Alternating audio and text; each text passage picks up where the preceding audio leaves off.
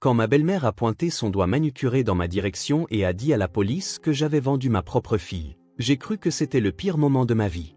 Mais c'est alors que mon fils de 8 ans a murmuré quelques mots qui ont fait blêmir tous les agents présents dans la pièce. Avant de commencer l'histoire, n'oubliez pas d'aimer et de vous abonner à la chaîne pour voir plus d'histoires comme celle-ci. Je m'appelle Melinda et j'ai 34 ans. Au cours des 12 dernières années, j'ai travaillé comme infirmière pédiatrique au centre médical pour enfants de Riverside. Ce n'est pas un travail fascinant, mais il y a une profonde satisfaction à aider les enfants malades à guérir. À être la voix calme qui dit à un parent terrifié que son bébé va s'en sortir. J'ai choisi cette profession parce que je voulais faire une différence, être quelqu'un en qui les familles pouvaient avoir confiance durant leurs moments les plus sombres. Je n'aurais jamais imaginé devenir la mère que tout le monde soupçonnerait de l'impensable. Ma fille, Josie, venait d'avoir 6 ans, 2 mois avant cet horrible mardi. C'était le genre d'enfant qui se liait d'amitié avec tout le monde, de l'employé de l'épicerie au facteur qui livrait nos colis. Son institutrice de maternelle, mademoiselle Rodriguez, l'appelait un rayon de soleil dans la classe. Josie avait cette façon d'incliner la tête quand elle réfléchissait intensément, le même geste que faisait son père. Elle collectionnait les autocollants arc-en-ciel, insistait pour porter des chaussettes dépareillées parce que c'était plus amusant, et pouvait passer des heures à créer des histoires complexes avec ses animaux en peluche. Chaque soir, elle me demandait de vérifier sous son lit s'il y avait des monstres. Non pas qu'elle ait peur, mais parce qu'elle voulait les inviter à prendre le thé s'ils étaient gentils. Son frère aîné, Brody, avait 8 ans, et il prenait son rôle de grand frère plus au sérieux que certains adultes leur carrière. Là où Josie était un pur soleil et de la créativité, Brody était réfléchi et protecteur. Il l'accompagnait à sa classe tous les matins, même si cela signifiait arriver quelques minutes en retard à la sienne. Il économisait la moitié de son argent de poche pour lui acheter sa friandise préférée quand elle passait une mauvaise journée. Son professeur disait qu'il était mûr pour son âge. Peut-être trop mûr, mais c'est ce qui arrive quand un garçon perd son père à 6 ans.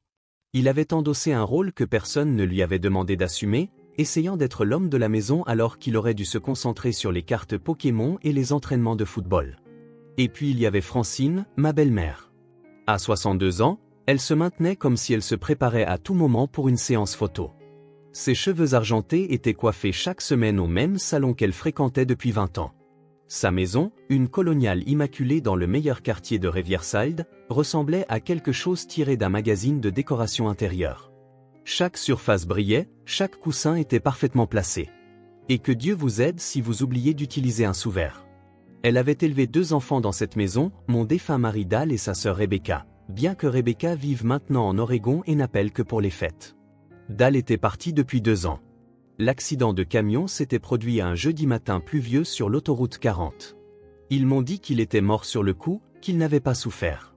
Je suppose que cela était censé être réconfortant, mais tout ce à quoi je pouvais penser, c'était la façon dont il m'avait embrassé en me disant au revoir ce matin-là, m'avait dit qu'il serait à la maison pour le match de baseball de Brody, et n'était tout simplement jamais revenu. L'assurance vie a aidé à couvrir les dépenses immédiates, mais le salaire d'une infirmière couvrait à peine notre loyer, les charges et les coûts incessants d'élever 2 enfants qui grandissaient. C'est pourquoi j'avais accepté l'offre de Francine de garder les enfants après l'école. La famille aide la famille, avait-elle dit aux funérailles de Dal, me serrant les mains de ses doigts froids. Ces bébés ont besoin de stabilité, Melinda. Ils ont besoin de savoir qu'ils sont aimés. J'aurais dû reconnaître la critique cachée dans son inquiétude. La façon dont elle insistait sur la stabilité comme si j'étais intrinsèquement instable, mais le deuil vous fait manquer des choses que vous remarqueriez normalement. Et des services de garde gratuits, ce n'est pas quelque chose qu'une mère célibataire refuse facilement.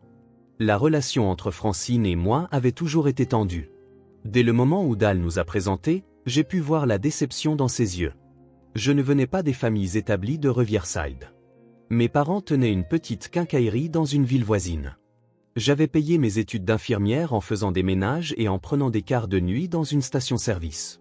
Pendant ce temps, la fille que Francine avait choisie pour Dal, Stéphanie Peton, était allée à l'école de droit et travaillait maintenant dans un cabinet prestigieux du centre-ville.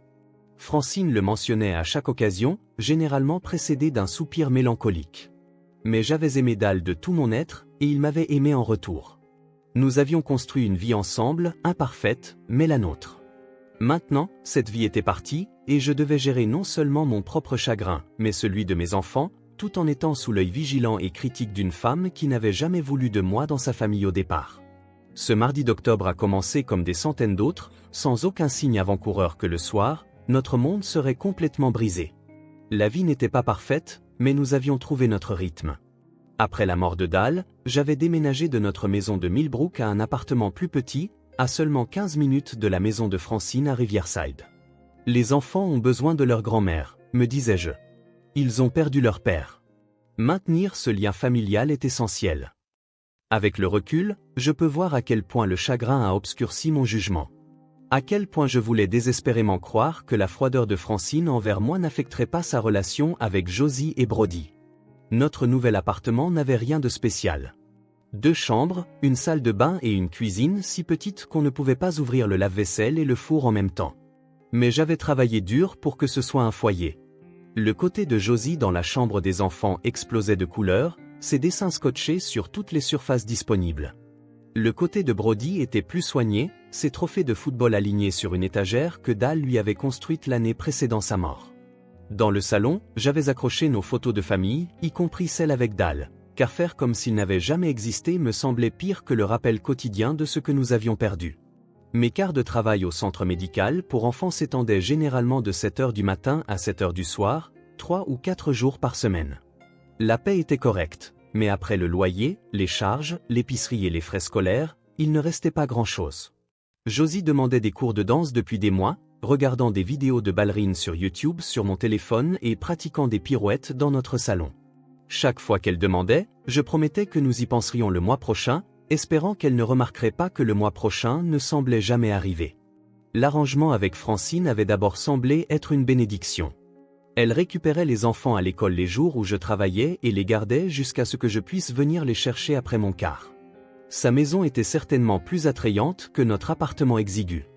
Elle avait un immense jardin avec une balançoire que Dal avait assemblée quand il était au lycée, toujours solide après toutes ces années.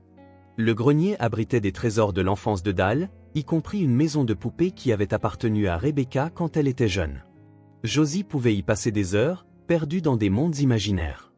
Mais au cours des derniers mois, j'avais remarqué des changements, de petites choses au début.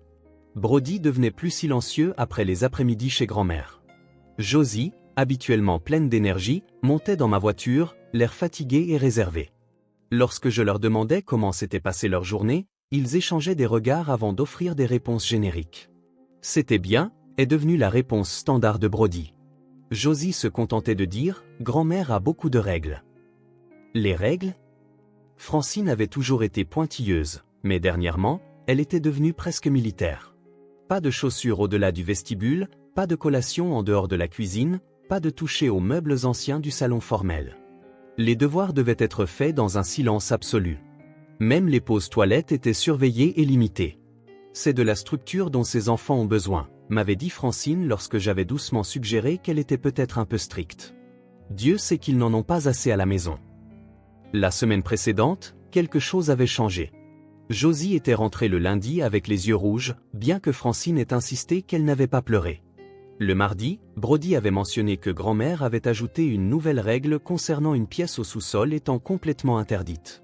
Elle a mis une serrure dessus, avait-il dit, la confusion clairement perceptible dans sa voix. Elle a dit que c'est dangereux, mais c'est juste le vieux débarras. On jouait à cache-cache là-bas avant. Ce même soir, alors que je bordais Josie, elle m'avait agrippé la main avec ses petits doigts. La maison de grand-mère est différente maintenant, maman, avait-elle chuchoté. Différente comment, chérie ? Elle se fâche vraiment quand on fait des erreurs. La semaine dernière, j'ai accidentellement fait tomber un cadre photo, et elle m'a fait asseoir dans le coin pendant 1 heure. Elle a dit que j'étais insouciante, tout comme toi. Le commentaire m'avait piqué, mais je l'avais mis de côté. Francine était en deuil, elle aussi, avais-je rationalisé. Nous l'étions tous. Peut-être qu'elle avait simplement du mal à gérer 2 enfants énergiques. Je m'étais promis de lui en parler, de trouver un moyen délicat d'aborder sa discipline sévère sans provoquer de conflit. Ce mardi matin, le 15 octobre, j'ai déposé les enfants à l'école comme d'habitude. Josie m'a fait un câlin particulièrement long à la porte de la maternelle, ses petits bras serrés autour de mon cou. « Je t'aime jusqu'à la lune et retour, maman », a-t-elle dit, notre phrase spéciale. « Je t'aime jusqu'aux étoiles et au-delà », ai-je répondu en l'embrassant sur le front. Brody avait un entraînement de football après l'école avec le père de son ami Tommy comme entraîneur, Donc Francine n'aurait que Josie cet après-midi-là. Cela aurait dû être plus facile pour elle, pensais-je. Un enfant au lieu de deux. Alors que je me lavais pour ma première opération de la journée, j'étais loin de me douter que ce seraient les derniers moments normaux que nous partagerions avant très longtemps. À 19h43, mon téléphone a sonné pendant ma pause. J'étais assise à la cafétéria de l'hôpital, picorant une salade d'aspect triste et examinant des dossiers de patients, lorsque le nom de Francine a clignoté sur l'écran. Elle appelait rarement, préférant des messages textes laconiques, alors j'ai répondu immédiatement. « Josie est partie », a-t-elle dit sans préambule, sa voix froide comme la glace. J'ai déjà appelé la police. La fourchette en plastique est tombée de ma main. Que voulez-vous dire par partie ? Elle jouait dans le jardin. Je suis entré pendant 5 minutes pour répondre au téléphone, et quand je suis revenu, elle avait disparu. Le portail était ouvert. Elle n'est nulle part dans le quartier. Voilà ce qui arrive quand les enfants n'ont pas de surveillance adéquate, Melinda. Même dans ce moment de pure terreur, elle n'a pas pu s'empêcher de lancer sa pique. Mes mains tremblaient tandis que je m'emparais de mon sac à main. J'arrive tout de suite. La police est déjà là. Ils voudront vous interroger, bien sûr, sur vos allées et venues, votre situation financière. Ces choses doivent faire l'objet d'une enquête approfondie. Le trajet jusqu'à la maison de Francine a été les 20 minutes les plus longues de ma vie. J'ai grillé 3 feux rouges et failli accrocher une voiture garée en tournant dans sa rue. La maison coloniale qui semblait habituellement si impeccable était maintenant entourée de 3 voitures de police, leurs lumières peignant le quartier en rouge et bleu alterné. Les voisins se tenaient sur leur pelouse en groupe, chuchotant derrière leurs mains. Madame Canton d'accent grave côté parlait à un officier, gesticulant de manière animée. Quand elle m'a vu arriver, elle a immédiatement détourné le regard.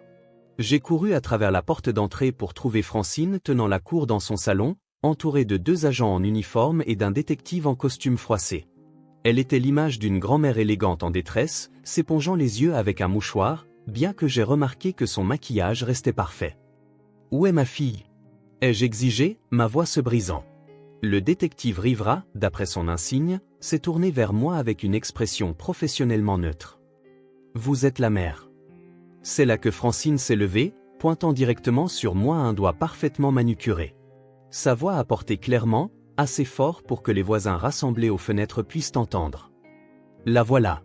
Vérifiez ses finances.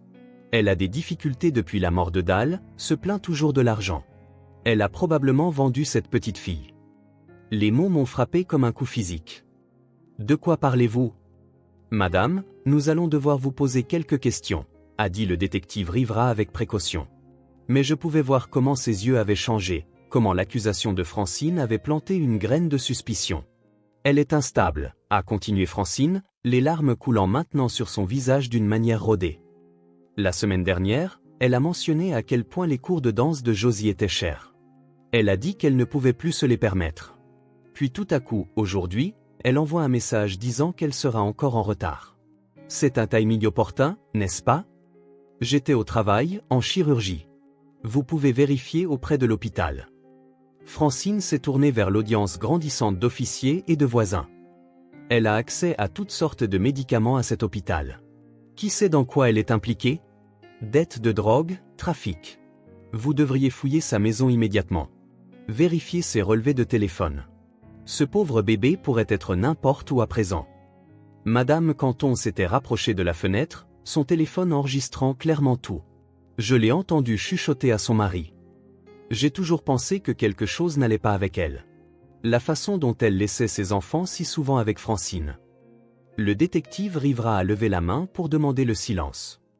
Madame Morrison, nous avons besoin de faits, pas de spéculations. Ce sont des accusations graves que vous portez. J'essaie juste d'aider à retrouver ma petite fille, a sangloté Francine. Quelqu'un doit défendre cet enfant innocent.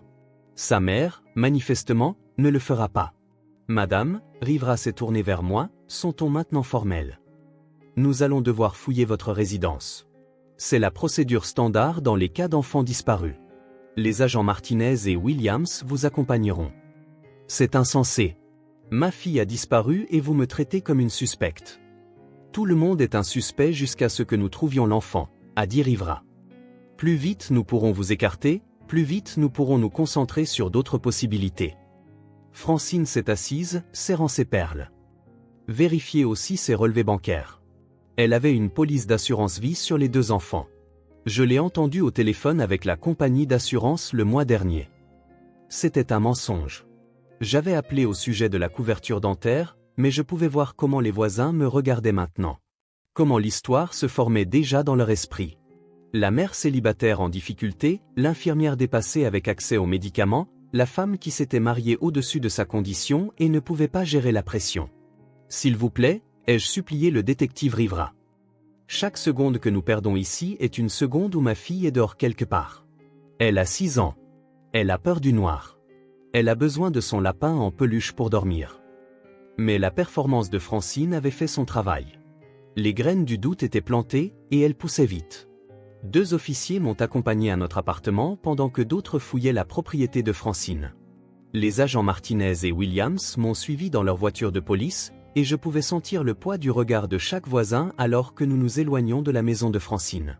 Le trajet de 15 minutes a semblé interminable, mon esprit oscillant entre la terreur pour Josie et la rage face aux accusations de Francine. À notre appartement, les officiers ont été minutieux, mais pas méchants. Martinez, une jeune femme aux yeux compatissants, a essayé d'engager la conversation pendant qu'il fouillait. « Beau dessin », a-t-elle dit, regardant les œuvres de Josie S. Hurle le réfrigérateur. Elle est talentueuse. Elle veut être artiste quand elle sera grande, ai-je dit, ma voix se brisant. Ou vétérinaire. Elle change d'avis chaque semaine. Ils ont tout passé en revue. Le sac à dos aux couleurs arc-en-ciel de Josie, toujours rempli des devoirs de demain, son lit avec les draps de licorne que j'avais acheté en solde le mois dernier. Ils ont vérifié mon placard, les tiroirs de ma commode, ont même regardé à l'intérieur de la machine à laver. Williams a examiné mon ordinateur portable tandis que Martinez parcourait mon téléphone, vérifiant les SMS, les emails, les relevés bancaires. Pas de dépôt ou de retraits importants, a murmuré Martinez à sa partenaire. La dernière dépense inhabituelle était $70 chez Target pour les manteaux d'hiver des enfants. Pendant ce temps, de retour à la maison de Francine, le détective Rivera interviewait Brody. Mon fils avait été récupéré à l'entraînement de football et amené directement sur place. Quelqu'un lui avait donné un verre d'eau, et il était assis sur le canapé blanc immaculé de Francine, toujours dans son uniforme de football boueux, quelque chose qui aurait normalement mis Francine dans une fureur noire. Plus tard, Rivera me raconterait exactement comment cette conversation s'était déroulée. Il avait commencé par des questions douces, essayant de mettre Brody à l'aise. « Salut, mon grand. Je sais que ça fait peur. Nous travaillons tous très dur pour retrouver ta sœur. Peux-tu me parler d'aujourd'hui ? Est-ce que Josie semblait aller bien à l'école ce matin ?» Brody a hoché la tête, ses mains serrées autour du verre. Elle était contente. Elle m'a montré un dessin qu'elle a fait de notre famille. Elle a fait de papa un ange avec de très grandes ailes. C'est gentil. Et ta grand-mère ? Est-ce que Josie aime aller chez elle après l'école ? Les yeux de Brody ont furtivement cherché Francine, qui était assise de l'autre côté de la pièce, observant attentivement. Elle aimait bien, a-t-il dit prudemment. Aimait bien. Est-ce que je peux te parler tout seul ? A demandé Brody, sa voix petite mais déterminée.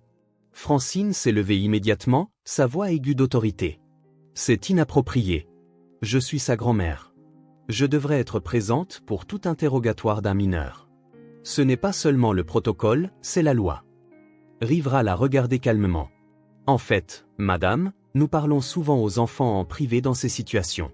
Ils se sentent parfois plus à l'aise de partager des informations sans membres de la famille présents. C'est ridicule. J'essaie d'aider à retrouver ma petite fille, et vous me traitez avec suspicion. J'étais revenu à ce moment-là, innocenté par les officiers qui n'avaient rien trouvé de suspect dans notre appartement. Je suis entré juste au moment où cet échange se produisait. Maman, ai-je dit, trouvant de la force dans ma voix. Laissez-le parler, s'il vous plaît. Il s'agit de retrouver Josie. Le visage de Francine est devenu rouge, mais elle s'est rassie, ses lèvres pressées en une ligne mince. Le détective Rivera a conduit Brody à la cuisine, et par l'embrasure de la porte, j'ai regardé mon courageux fils de 8 ans devenir un héros. Ses mains bougeaient pendant qu'il parlait, pointant le bas à plusieurs reprises. L'expression de Rivera a changé au fur et à mesure que Brody parlait. Montrant d'abord la confusion, puis l'inquiétude, puis quelque chose qui ressemblait à de l'alarme. Il a sorti son téléphone et a passé un appel rapide, sa voix trop basse pour être entendue. Lorsqu'ils sont revenus dans le salon, toute l'attitude de Rivera avait changé. Il ne traitait plus cela comme une possible fugue ou un enlèvement par un étranger. Ses yeux étaient fixés sur Francine avec une intensité qui la fit bouger inconfortablement. « Madame Morrison, a-t-il dit formellement, nous devons fouiller toute votre maison, y compris le sous-sol. »« Vous l'avez déjà fouillé, » a protesté Francine, sa voix montant légèrement. « Vos officiers ont été très minutieux. Brody a mentionné une pièce verrouillée, une que vous avez dit aux enfants de ne jamais pénétrer. » La couleur a quitté le visage de Francine si complètement que pendant un instant, elle a ressemblé à un cadavre. C'est juste un débarras de vieux meubles. C'est dangereux pour les enfants. Des clous exposés, des piles instables de boîtes. Alors cela ne vous dérangera pas de l'ouvrir, a dit Rivera. Ce n'était pas une question. La pièce est devenue silencieuse à l'exception du tic-tac de l'horloge grand-père de Francine. Chaque voisin encore rassemblé à l'extérieur semblait retenir son souffle. Brody s'est rapproché de moi et j'ai mis mon bras autour de lui, le serrant contre mon flanc. C'est alors que mon fils a parlé, sa jeune voix coupant la tension comme une lame. Grand-mère a une pièce verrouillée dans son sous-sol. Hier, quand Josie a renversé du jus sur la nappe antique de grand-mère, elle a dit que ma sœur devait recevoir une leçon sur le respect des choses de valeur. Puis aujourd'hui, j'ai entendu des pleurs venant d'en bas, mais grand-mère a dit que c'était juste la télé. Chaque officier dans cette pièce est devenu pâle. La main de Rivera s'est déplacée vers sa radio, et j'ai vu la main de Martinez dériver vers son arme, bien qu'elle ne l'ait pas dégainée. L'atmosphère dans la pièce s'était complètement transformée. Ce n'était plus une affaire d'enfants disparus. C'était devenu quelque chose d'autre entièrement. Les mains de Francine tremblaient alors qu'elle cherchait maladroitement son trousseau de clés, le cliquetis métallique étant le seul son dans la pièce à part les battements de mon cœur. Tous les yeux étaient fixés sur elle alors qu'elle triait au moins une douzaine de clés avec une lenteur exagérée. « C'est ridicule », a-t-elle dit, sa voix montant plus haut que la normale. « J'essaie d'aider à retrouver ma petite fille, et vous me traitez comme une criminelle. Cette pièce est dangereuse. Je l'ai verrouillée pour protéger les enfants, pas pour cacher quoi que ce soit. » Le détective Rivera se tenait directement derrière elle. « Alors l'ouvrir devrait clarifier tout ça, Madame Morrison. » Nous sommes descendus au sous-sol en groupe. Rivera en tête, suivi de Francine, puis moi et Brody, avec les agents Martinez et Williams fermant la marche. Le sous-sol aménagé avait l'air exactement comme toujours, avec de la moquette beige, des lambris et des photos encadrées de l'enfance de Dal alignées sur les murs. La zone principale contenait un canapé en cuir et une grande télévision où les enfants regardaient habituellement des films les jours de pluie. Mais à l'extrémité, après la zone de lavage, se trouvait une porte à laquelle je n'avais honnêtement jamais prêté attention auparavant. Elle était peinte de la même couleur que les murs, conçue pour se fondre, pratiquement invisible à moins de la chercher.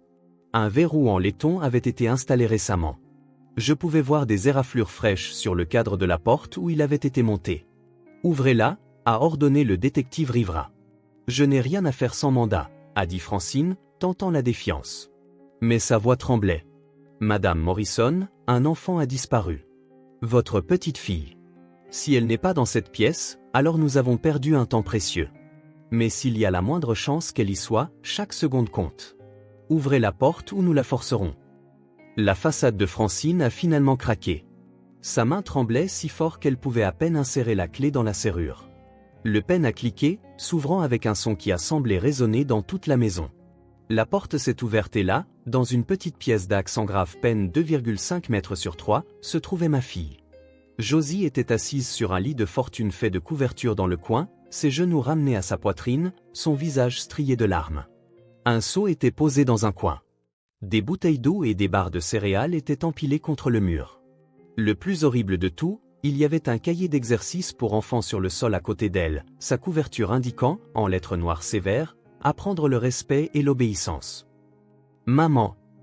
Josie s'est jetée sur moi, son petit corps secoué de sanglots. Je suis tombé à genoux et l'ai rattrapée, la serrant contre moi si fort que je lui faisais probablement mal. Mais je ne pouvais pas la lâcher. Elle était réelle. Elle était vivante. Elle était là. « Je suis là, bébé. Je suis là. Tu es en sécurité maintenant, » ai-je chuchoté dans ses cheveux, qui sentaient mauvais, le sous-sol et la peur au lieu de son shampoing à la fraise. Le détective Rivera était déjà sur sa radio. « Nous l'avons trouvé. Nous avons besoin des services de protection de l'enfance et d'unités supplémentaires immédiatement. » Il s'est tourné vers Francine. Son visage était un masque de dégoût professionnel. « Francine Morrison. Vous êtes en état d'arrestation pour mise en danger d'enfant, séquestration et dépôt de fausses déclarations de police. Elle avait besoin d'apprendre, a dit Francine, sa voix prenant une qualité étrange et détachée. Les enfants de nos jours n'ont aucune discipline, aucun respect pour leurs aînés ou pour les choses de valeur. Quand Dal était jeune, quelques heures dans la chambre calme lui enseignaient les bonnes manières. Parfois, il restait toute la nuit si la leçon était particulièrement importante. Ce n'est pas de la maltraitance. C'est de l'éducation. Quelque chose dont vous ne savez manifestement rien, Melinda. Martinez s'est avancé avec des menottes pendant que Williams lisait ses droits à Francine. Les voisins qui nous avaient suivis en bas enregistraient maintenant tout sur leur téléphone, leurs expressions passant de la suspicion à mon égard à l'horreur absolue face à ce dont ils étaient témoins. J'essayais de la sauver, a crié Francine pendant qu'il la menottait, s'adressant directement aux voisins. De l'élever correctement. Regardez comment vit Melinda. Cet appartement exigu. Pas d'argent pour des activités correctes. Les laisser avec moi constamment. J'allais prouver qu'elle était inapte et ensuite je pourrais les garder, les élever correctement dans une maison convenable avec des valeurs appropriées. Madame Canton, qui enregistrait depuis que nous étions entrés au sous-sol, a baissé son téléphone. Son visage était blanc de choc. Mon Dieu, Francine. Mon Dieu, c'est votre petite fille. Elle n'a que 6 ans. Toujours accrochée à moi, Josie a chuchoté quelque chose qui m'a brisé le cœur en 1 million de morceaux. Grand-mère a dit que si j'étais très silencieuse et très sage, elle me laisserait sortir demain et dirait à tout le monde que tu m'avais emmené. Elle a dit qu'alors elle pourrait nous garder pour toujours et nous élever correctement. J'essayais d'être sage, maman. J'essayais si fort d'être silencieuse, mais j'avais tellement peur et j'ai dû utiliser le seau et je suis tellement embarrassée. Il n'y a rien à être embarrassée, ma chérie. Absolument rien. Tu as été si courageuse. Si incroyablement courageuse. Brody s'est agenouillé à côté de nous, nous enserrant tous les deux dans ses bras. Je savais que quelque chose n'allait pas, a-t-il dit, les larmes coulant sur son visage. J'aurais dû dire quelque chose plus tôt. Je suis désolé, Josie. Je suis tellement désolé. Les 3 heures suivantes se sont confondues dans un chaos de procédures officielles. Les ambulanciers ont examiné Josie dans l'ambulance pendant que je lui tenais la main, refusant de la lâcher, même lorsqu'il devait vérifier ses signes vitaux. Elle était déshydratée et traumatisée émotionnellement, mais physiquement indemne. Le médecin de la salle d'urgence, un collègue à moi nommé Dr Patel, a gardé sa voix douce et calme pendant qu'il l'examinait, me lançant des regards de sympathie et d'incrédulité par-dessus sa petite tête. Les services de protection de l'enfance nous ont interviewés séparément. Brody leur a raconté d'autres incidents que nous ignorions. Des moments où Francine avait obligé Josie à rester dans le coin pendant des heures pour des infractions mineures comme parler trop fort ou oublier de dire « s'il vous plaît ». Il tenait une liste dans son cahier d'école, dates et punitions, parce que même à 8 ans, il savait que quelque chose n'allait terriblement pas. La vérité s'est rapidement dévoilée une fois que la police a commencé à enquêter correctement. Francine planifiait cela depuis des mois.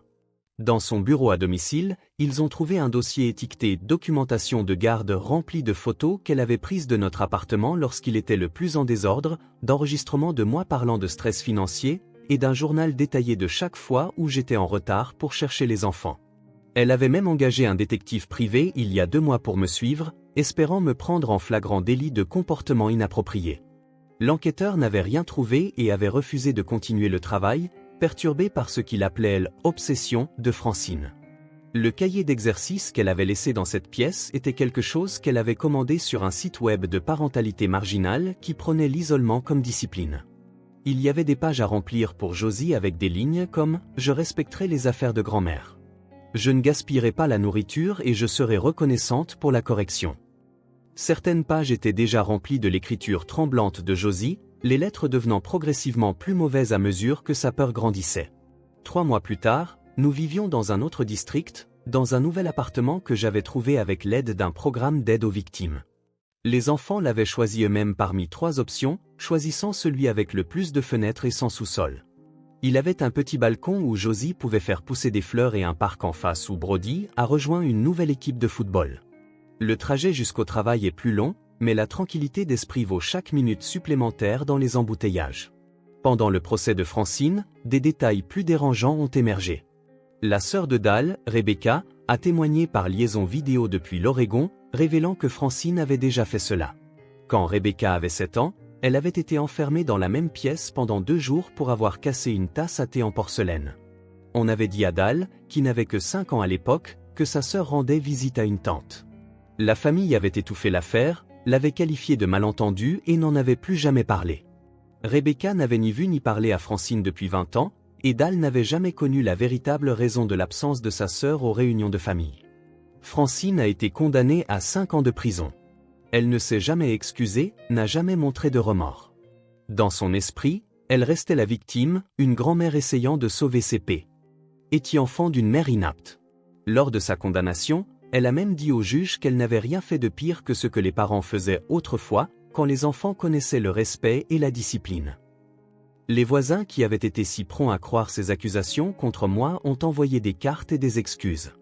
Madame Canton a apporté des plats cuisinés pendant des semaines et est devenue une alliée inattendue, utilisant son influence sur les réseaux sociaux pour corriger le récit qu'elle avait aidé à répandre. Mais le mal était fait. Certaines personnes se souviendraient toujours de l'histoire initiale, celle où j'étais soupçonné d'avoir vendu mon enfant. C'est ainsi que fonctionne le poison. Même après l'avoir extrait, des traces subsistent dans le système.